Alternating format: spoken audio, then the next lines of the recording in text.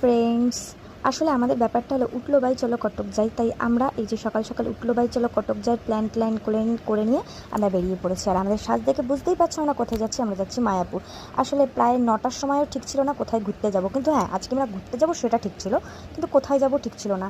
যাই হোক, তারপর একটা ভাবনা চিন্তা করে মায়াপুরটাকে বেছে নিয়েছি। আর মায়াপুর যেতেই যারা যারা মায়াপুর গেছে অবশ্যই জানো যে এই মন্দিরটা পড়ে। তো আমি না মন্দিরটার নামটা ভুলে গেছি, আর এডিট করার সময় কেউ ছিল না যে পাশে আমি জিজ্ঞাসা করবো এই মন্দিরটা কী নাম।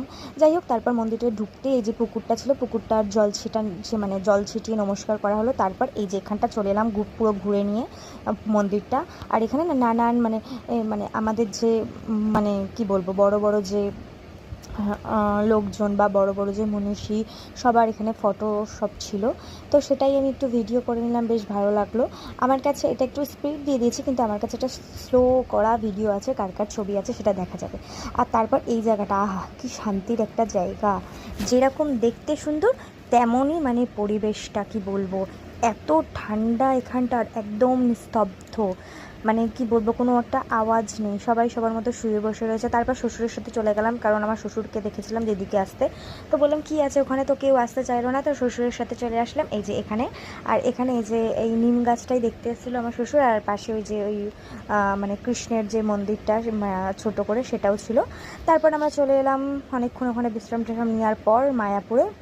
আর মায়াপুরে এই পার্কিংয়ে রেখে আমরা চলে এসেছিলাম, একটা জায়গায় বসেছিলাম, কিন্তু আমার মেয়ে বসতে দিল। তো ঢুকতে ঢুকতে এই যে দোল্লাটা দেখে নিয়েছে, তাই জন্য আমাকে আর বাবাকে নিয়ে চলে আসলো দোল্লা চড়তে। যদিও আমাকে দরকার প্রয়োজন ছিল না, ওর বাবাকেই ছিল, তো আমিও একটু এলাম।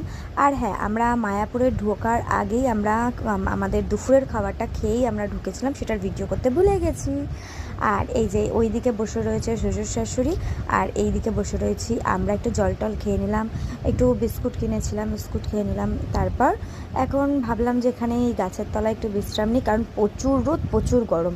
তো রোদ পড়তে না পড়তেই আমরা বেরিয়ে গেছি। আর এই যে এই ফোয়ারাটা, আগেরবার যখন এসেছিলাম তখন এই জায়গাটা আসা হয়নি। তারপরে এই যে হাঁটি পা করতে করতে যাচ্ছি এখন নতুন মন্দিরে ঢোকার জন্য। শ্বশুর শাশুড়ি যায়নি, শ্বশুর শাশুড়ি এক জায়গায় বসে রয়েছে, বিশ্রাম নিচ্ছে, ওই যেখানে বসেছিল সেখানেই আছে। আর আমরা এখন যাব মন্দিরের ভেতরে, যেহেতু মন্দিরের ভেতরে ফোন নিয়ে ঢোকা অ্যালাউ নেই, তাই জন্য তো নিয়ে যাইনি। তো যাই হোক, বেরোনোর পর এই যে সন্ধে হয়ে এসেছিলো, লাইট টাইট সব জ্বলে গেছিলো।